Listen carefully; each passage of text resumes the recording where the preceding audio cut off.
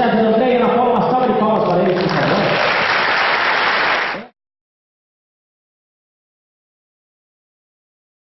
Outros falaram que tinha um negócio que fazia assim e tal.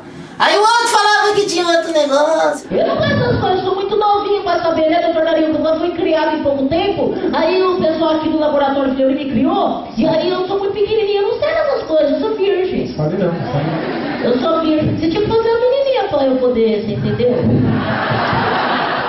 É verdade. Vamos falar com o pessoal do marketing, então, fazer uma menininha pra você.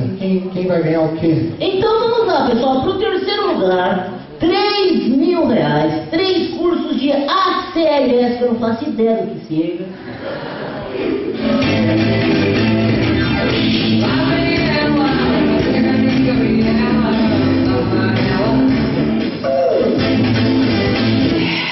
Boa tarde, hoje eu converso com ela, Márcia Weber Esteves Cavicchio. É verdade que você trabalha aqui no Fleury? É verdade. Por quê?